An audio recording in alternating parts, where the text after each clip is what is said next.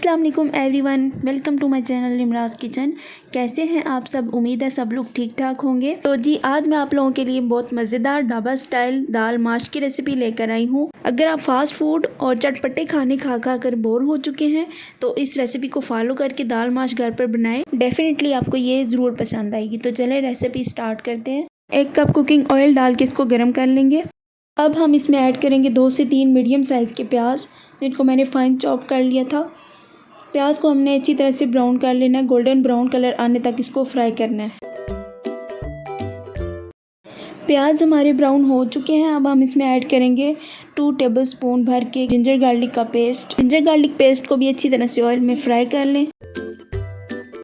Ginger garlic paste थोड़ा सा fry हो जाए तो अब हम इसमें ऐड करेंगे 5 से 6 मीडियम साइज़ के टमाटर। इनको मैंने पील ऑफ कर लिया था। कवर करके 5 मिनट तक दम देंगे, यहाँ तक कि टमाटर सॉफ्ट हो जाएं। हार्डली 5 मिनट लगे हैं, टमाटरों ने अपना पानी रिलीज़ कर दिया है। इसी पानी में हमने हल्की फ्लेम पर टमाटरों को अच्छी तरह से कुक कर लेना है ताकि इसका मॉइस्चर भी मेंटेन रहे और मसाले की अच्छी तरह से भुनाई हो जाए।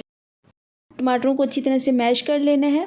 2 से 3 हरी मिर्चें ऐड करेंगे बारीक चॉप करके। अच्छी तरह से इस मसाले को कवर करके हमने भून लेना है। 4 से 5 मिनट के बाद कवर हटाएंगे तो ऑयल हमारा सेपरेट हो चुका है। अब हम इसमें स्पाइसेस ऐड करेंगे। नमक ऐड कर रही हूँ मैं 1 टीस्पून। इसके बाद लाल मिर्च पाउडर ऐड करेंगे 1 टीस्पून।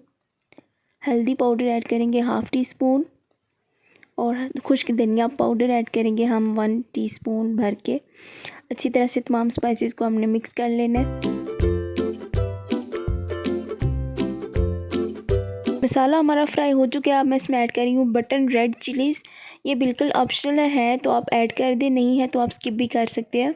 इससे बहुत अच्छा सा फ्लेवर आ जाता है। अच्छा, इसके बाद यहाँ पर मैं माश की दाल ऐड कर रही हूँ, जिसको मैंने तकरीबन 15 से 20 मिनट पहले वॉश करके भिगो के रख दिया था।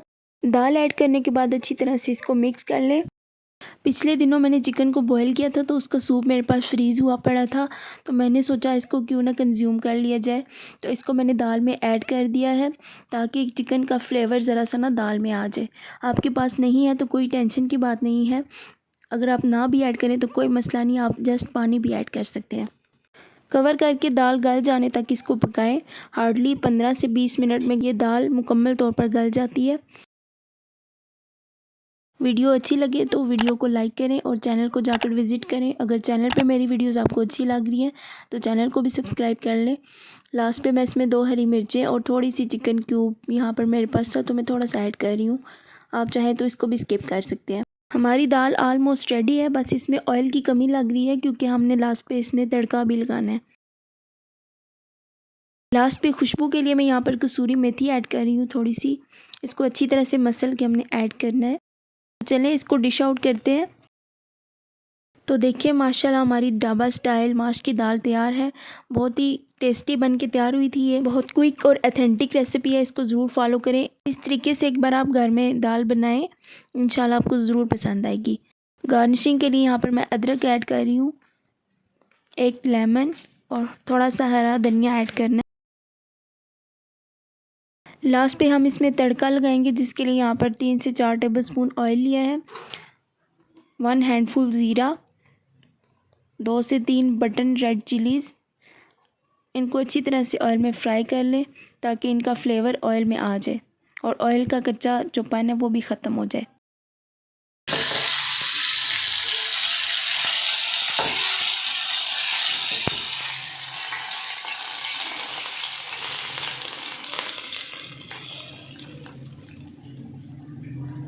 तो हमारी बहुत मज़ेदार, जायकेदार और खुशबूदार माश की दाल तैयार है।